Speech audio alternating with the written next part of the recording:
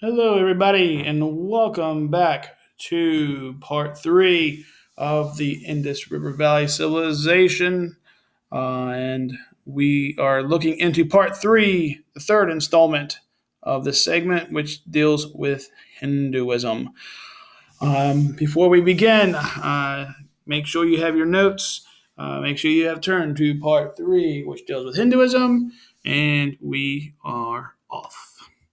So, when we look at Hinduism, the important thing here, and we talked about this briefly before in part one, the first installment dealing with geography, is the Ganges River.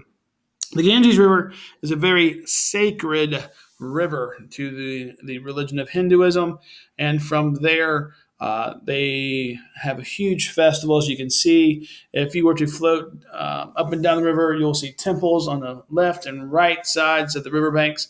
You will have funeral fires, and you'll see people in the river praying. So it's a very sacred river to the Hindu people.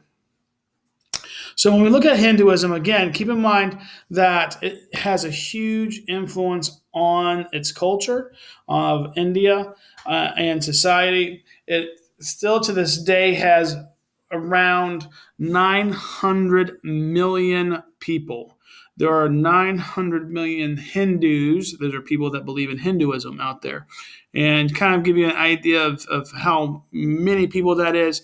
The population of the United States, I asked Siri this the other day, and she came across with roughly a little over 3 million people in the United States. So that's a lot of people. But anyway, so when we look at the beginnings, the origin of Hinduism, there is not an individual founder. All right, so it's not like the Jews and Judaism with Abraham. It's not like the people, the Buddhists, who have Siddhartha Gautama to thank for Buddhism. You don't have Jesus Christ for the Christians, or you don't have Muhammad for the Muslims who worship Islam.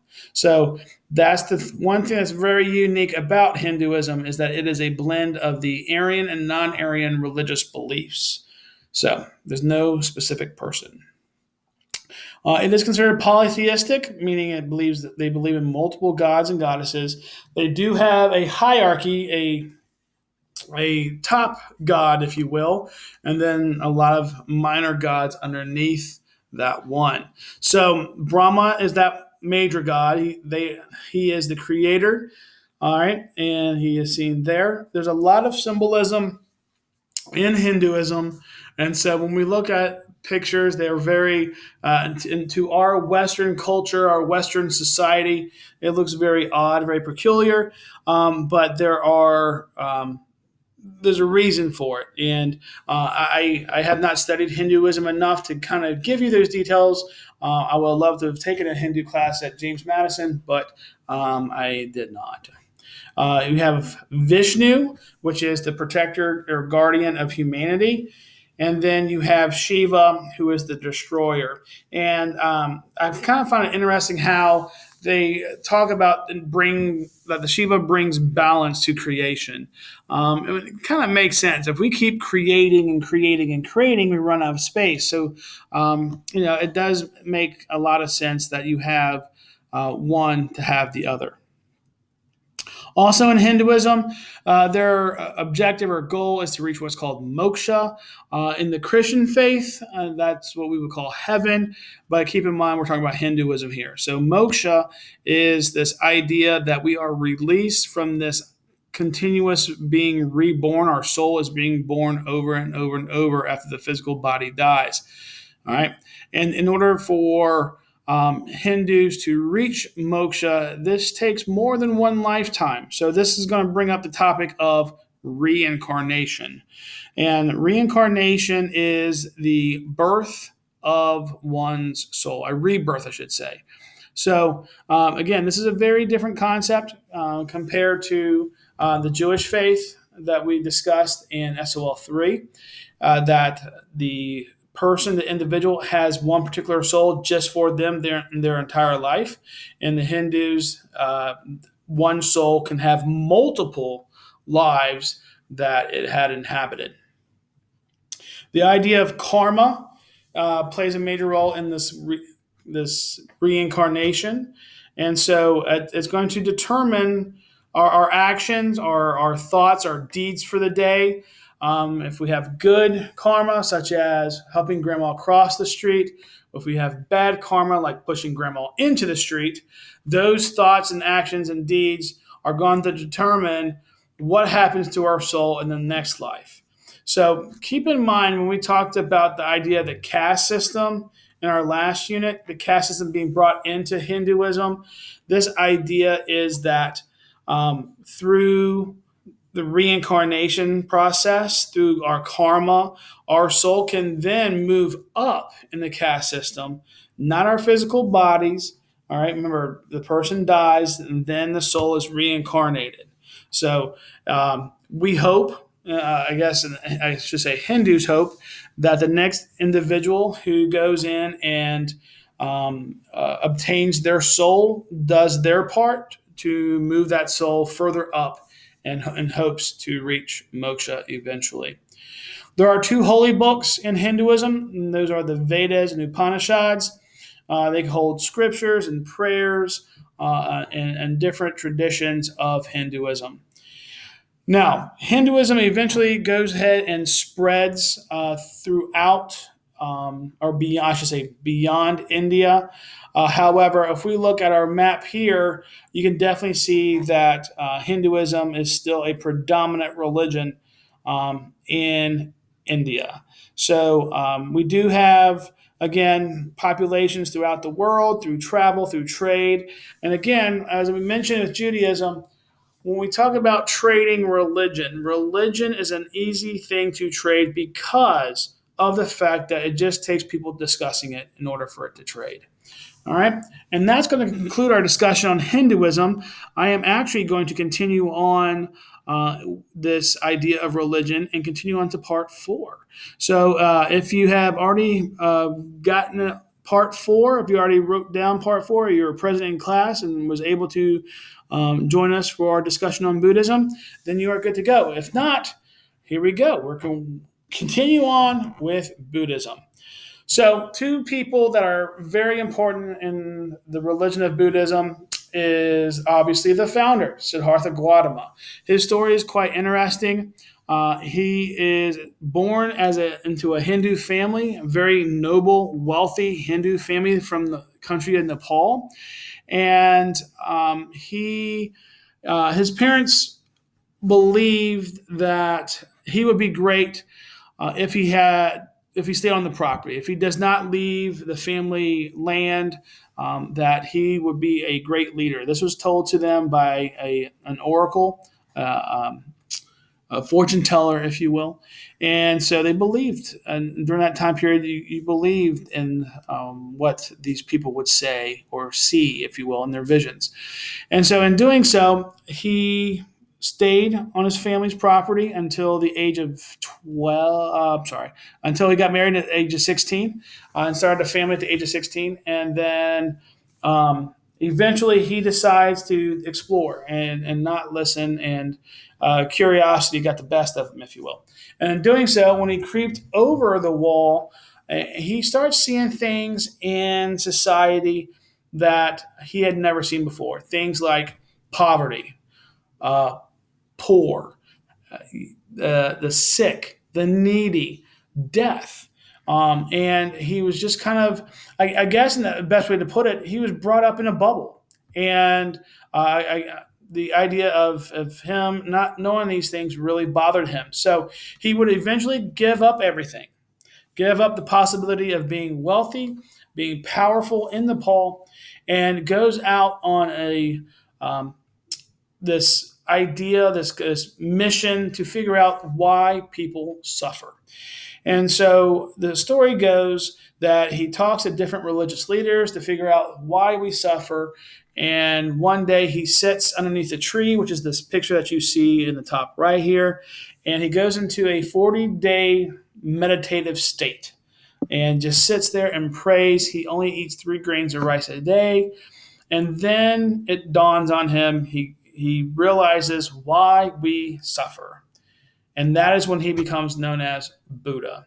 Buddha, the word Buddha itself means the enlightened one. Enlightened means he's gained knowledge. That knowledge is why we suffer. And so he becomes Buddha and preaches and spreads the religion throughout. Another person that helped spread the religion is an emperor or a ruler from the Mauryan dynasty, which we'll talk about in part 5. And his name is Asoka. Now, some translations have an H in his name, so you might see it as Ashoka. Either way, it's the same person. So eventually, there's a huge event that occurs, and Asoka converts from Hinduism to Buddhism. And in doing so, he feels the need to spread Buddhism throughout his empire and even beyond India. And so he sends missionaries to spread that religion. So on this map, I've highlighted where Nepal is. So here is India. This is China. Right here is where we're going to have the Himalayan mountains.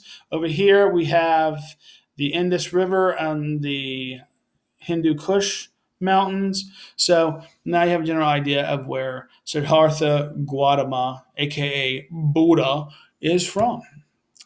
So what are some characteristics of Buddhism? Again, you do have that one individual founder, Siddhartha Gautama, and this idea of why we suffer is revealed to him in what is called the Four Noble Truths. The Four Noble Truths are: everyone suffers. It doesn't matter who you are, how much money you have, what gender you are. It doesn't matter rich, poor, young, old, educated, not educated. Who cares? We all suffer.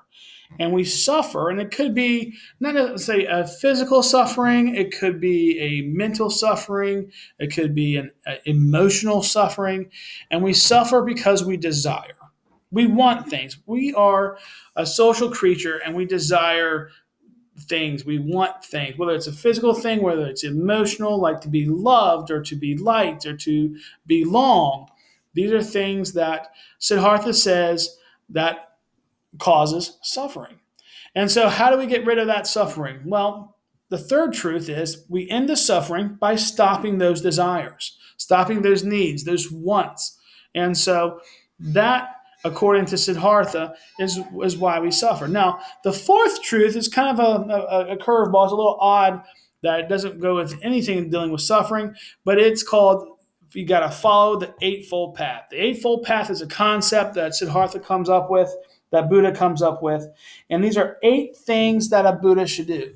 Now, this image here is the first sermon of Siddhartha, of Buddha's ministry. And the individuals that you see are Buddhist monks, what we call Buddhist monks today. And notice the fact that they have shaved their heads. They have left their top of the line wardrobe and changed that for the outfits that you see there that we associate with Buddhist monks. So again, this idea of giving up privileged life, of giving up the physical needs and desires is part of Buddhism. Now, the Eightfold Path, again, Eightfold Path, I'm going to give the 8 things here. And what you notice is that these 8 things are, I kind of compare it to like the 10 Commandments, with the exception of this. The 10 Commandments, you have a choice of whether or not to do certain things. With Buddhism, you have to achieve these 8 things. And one of the symbols that you might see with Buddhism is this idea of a wheel with 8 spokes. Each of those spokes represents one of these things that a Buddhist should achieve. Now, Buddha wasn't crazy. He understands that we cannot achieve these 8 things in our one life. So, as a Hindu, before he becomes Buddha, he understands the idea of reincarnation. So reincarnation is a characteristic that is shared with both the Hindus and the Buddhists. And again, this is the idea of reincarnation, of rebirth of the soul to achieve those 8 pieces of the Eightfold Path. And for Buddhism, their goal is to reach what's called nirvana. And nirvana is this freedom, this break, this You're breaking away from suffering, from this continuous cycle of suffering. Um, how I remember Buddhism is that Nirvana was a band when I was your age in high school. And so the word band starts with the letter B, and so does Buddhism. And that's how I remember Nirvana goes with Buddhism. So, how does Buddhism spread? Exactly the same way as Hinduism does. However, once it spreads into Eastern Asia, it takes hold and just explodes amongst the population. It reaches areas as in Vietnam, Laos, Cambodia, Eastern Asia, and China, Korea, and Japan. And as you can see today, it is a very strong, predominant religion in Eastern Asia. And again, you have sprinkling throughout. Students have asked over the years, what's the gray for? Why is Greenland gray and all these different countries gray? My understanding is the fact that there was no reports or data from those regions. But that will conclude us with the religions of India. I hope you enjoyed Hinduism and Buddhism and have filled out your notes and have learned something. So, thank you again for tuning in. I greatly appreciate you and your time. And thanks again. Be safe. And until next time.